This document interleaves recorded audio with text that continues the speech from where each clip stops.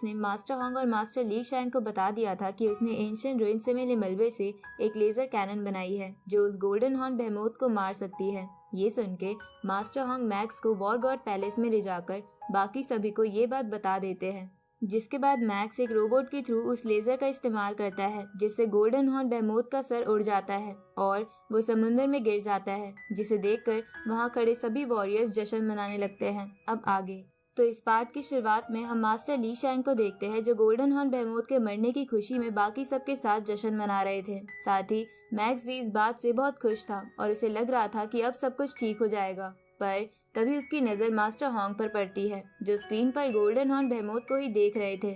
उसी वक्त वो गोल्डन हॉर्न बेहेमोथ हिलने लगता है क्योंकि वो मरा नहीं था, जिसे देखकर वहाँ खड़े सभी वॉरियर्स चौंक जाते हैं। साथ ही मास्टर ली शैंग के हाथ से उनका ग्लास भी छूट जाता है।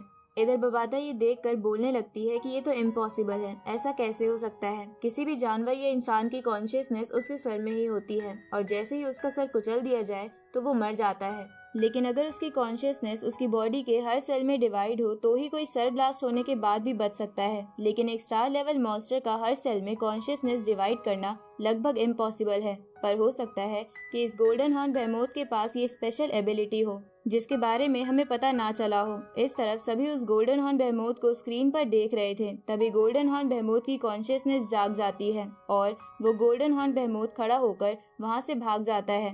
तभी वॉर गॉड पैलेस की एआई सिस्टम सबको बताती है कि वो गोल्डन हॉर्न बेहेमोथ 36 मीटर पर सेकंड की रफ्तार से वहाँ से भाग रहा है। साथ ही उसकी ये स्पीड पहले वाली स्पीड से 2.37 टाइम्स ज्यादा है, मतलब कि वो पहले से और भी तेज हो गया है। ये देखकर वहाँ खड़े सभी वॉरियर्स और लीडर्स निराश होने लगते हैं। साथ ही मास्टर होंग तो पूरे हैरान ही हो गए थे और सबको अब बस यही लग रहा था कि पृथ्वी को अब कोई नहीं बचा सकता। इधर मैक्स सोचता है कि ये कैसे पॉसिबल है, उसका सर क्रश हो जाने के बाद भी वो अब तक क्यों नहीं मरा।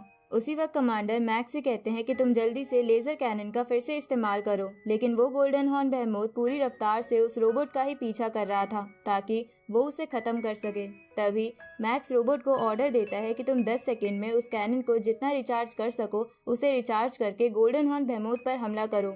तो एक कमांड मिलने पर वो रोबोट एक जगह रुककर कैनन चार्ज करने लगता है, लेकिन कैनन पूरी चार्ज होने से पहले ही गोल्डन हॉर्न बेहेमोथ वहां पहुंच जाता है और उस कैनन के टुकड़े टुकड़े कर देता है। साथ ही वो उस रोबोट को भी डिस्ट्रॉय कर देता है, जिसके बाद वो वहां से भाग जाता है। इस तरफ मैक्स और सारे वॉरियर्स ये सब देखकर चौंक गए थे। साथ ही मैक्स सोच रहा था कि गोल्डन हॉर्न बेहेमोथ के खिलाफ जो हमारे पास सबसे स्ट्रॉन्गेस्ट वेपन था उससे हम सेकेंड अटैक भी नहीं कर पाए और गोल्डन हॉर्न बेहेमोथ ने उसे डिस्ट्रॉय कर दिया।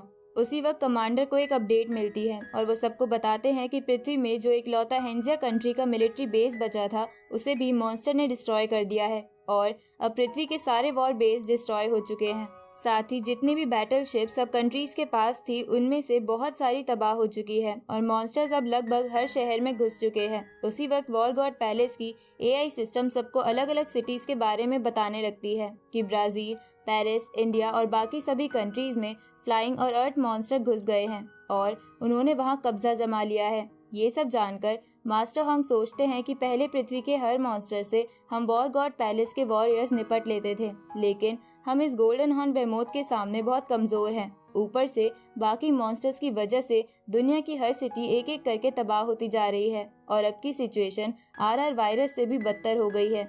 इसके बाद मास्टर होंग मास्टर ली शैंग से कहते हैं कि अब हमें ही कुछ करना होगा, जिसपे मास्टर ली शैंग मास्टर होंग से बोलते हैं कि हमने जो प्लान बनाया था हम उसी के अकॉर्डिंग चलेंगे। अब मास्टर होंग वहाँ खड़े सभी वॉरियर से कहते हैं कि गोल्डन हॉर्न बेहेमोथ पिछले लेजर अटैक से काफी इंजर्ड हो गया है, इसलिए ली शैन और मैंने फैसला किया है कि हम दोनों उससे मरते दम तक फाइट करके उसे हरा देंगे। ये सुन के वहाँ खड़े सभी वॉरियर्स चौंक जाते हैं और मैक्स मास्टर होंग से कहता है कि मैं भी आपके साथ फाइट करूंगा। ये सुन के बाकी वॉरियर्स भी एक एक करके आगे आने लगते हैं क्योंकि वो भी फाइट करना चाहते थे, लेकिन मास्टर होंग सबसे कहते हैं कि तुम सबकी स्ट्रेंथ इतनी ज्यादा नहीं है। अभी के लिए मेरे और मास्टर ली शैन के पास ही डोमेन पावर है, इसलिए हम दोनों ही उससे लड़ेंगे और अगर तुम लोगों ने बिना डोमेन पावर के गोल्डन हॉर्न बेहेमोथ से लड़ाई की तो तुम सब मारे जाओगे। इसलिए हम गोल्डन हॉर्न बेहेमोथ को संभालते हैं और तुम सब बाकी की सिचुएशन को देखो। लेकिन मैक्स इसके लिए नहीं मानना चाहता था। पर बबाता मैक्स को कहती है कि तुम्हें मास्टर होंग की बात माननी होगी, क्योंकि भले ही एक गैलेक्सी में एक ही यूनिवर्स लेवल का वॉरियर होता है, पर वो जरूरी नहीं कि वो मास्टर होंग बने। हो सकता है कि तुम वो वॉरियर बन जाओ। इसलिए तुम्हें अभी बेमतलब में फाइट करके जान नहीं गंवानी चाहिए, क्योंकि अभी फिलहाल के लिए अर्थ के पास मास्टर होंग और मास्टर ली शैंग जैसे 2 स्टार लेवल के वॉरियर्स हैं, जिनके पास डोमेन है। इसलिए ये दोनों शायद गोल्डन हॉर्न बेहेमोथ से लड़ सकते हैं। उसी वक्त एक एल्डर कहता है कि अगर मास्टर होंग और मास्टर ली शैंग मर भी गए तो भी हम इंसानों को अंडरग्राउंड ले जाकर एक नई शुरुआत कर सकते हैं। ये सुन के दूसरा एल्डर कहता है कि तुमने अभी सुना नहीं कि मास्टर होंग और मास्टर ली शैंग उस गोल्डन हॉर्न बेहेमोथ को मार के ही दम लेंगे, इसलिए तुम्हें अभी ये सब नहीं सोचना चाहिए। तभी मास्टर होंग सबसे कहते हैं कि गोल्डन हॉर्न बेहेमोथ बहुत तेजी से ग्रो करता है, इसलिए अगर वो एक बार यूनिवर्स लेवल पर पहुंच गया तो पृथ्वी पर कोई भी जगह सेफ नहीं रहेगी। इंसानों के पास से धीरे धीरे सर्वाइवल का चांस कम होता जा रहा है, पर मैं नहीं चाहता कि हमारे फ्यूचर चिल्ड्रन एक दर्दनाक जिंदगी जिए। उसी वक्त मास्टर ली शैंग भी कहते हैं कि मास्टर होंग और मैं गोल्डन हॉर्न बेहेमोथ को मारने के लिए सब कुछ करेंगे। ये सुन के मास्टर होंग बोलते हैं कि हम दोनों यहाँ से जाने के बाद गोल्डन हॉर्न बेहेमोथ से लड़ने की तैयारी करेंगे, पर वर्ल्ड में बाकी मॉन्स्टर्स भी बढ़ते जा रहे हैं, इसलिए तुम लोग उन्हें संभालो और हम सब तब तक लड़ेंगे जब तक हमारी सांसें न रुक जाए। अब ये बोल के मास्टर होंग और ली शैंग वहाँ से चले जाते हैं। साथ ही एक एक करके वहाँ से बाकी वॉरियर्स भी अपनी अपनी कंट्रीज में निकल जाते हैं और बस मैक्स ही वहाँ रह जाता है, जो कहता है कि ये लड़ाई हम मरते दम तक लड़ेंगे। इसके बाद मैक्स भी वॉर गॉड पैलेस से बाहर आ जाता है। तभी उसके पास उसकी मॉम आती है और उसे बताती है कि आज मैंने ईवा का चेकअप करा था, इसलिए तुम्हें ईवा से मिलना चाहिए। ये सुन के मैक्स ईवा के पास जाता है। तभी बबाता ईवा को स्कैन करती है और उसे पता चलता है कि ईवा प्रेग्नेंट है और उसके पेट में ट्विन बच्चे हैं। इधर ईवा भी ये बात मैक्स को बता देती है और उसे कहती है कि अगर हमारा फ्यूचर ऐसा ही रहा तो हम क्या करेंगे। ये सुन के मैक्स सोचता है कि अगर सिचुएशन ऐसी नहीं होती तो अभी हमारा पूरा परिवार बहुत खुश होता। इसके बाद मैक्स ईवा से बोलता है कि सब कुछ ठीक हो जाएगा, क्योंकि मास्टर होंग अपनी पूरी मेहनत कर रहे हैं और हमारा बेबी भी एक अच्छी जिंदगी जिएगा और मेरा ये तुमसे वादा है। अब मैक्स ईवा को बाय बोलकर वहाँ से जाने लगता है, लेकिन जाने से पहले ईवा मैक्स से कहती है कि तुम्हारे आने के बाद हम दोनों अपने बेबी का नाम डिसाइड करेंगे। इसके बाद मैक्स अपने घर से निकलते हुए बबाता से पूछता है कि एंशिएंट सिविलाइजेशन से मिले स्पेस शटल को ठीक करने के लिए हमें कितना सामान और चाहिए। आगे हम मास्टर होंग और मास्टर ली शैंग को देखते हैं, जहां मास्टर होंग एल्डर याओ राओ को एक चिप देते हुए कहते हैं कि इसके अंदर वो सारा डेटा है जिससे मैं इस लेवल पर पहुंच पाया हूं, इसलिए तुम इसको पब्लिक कर दो, क्योंकि शायद अगर हम वापस जिंदा ना लौटे तो कोई ना कोई ये डेटा देखकर हमारे लेवल तक पहुंच सके।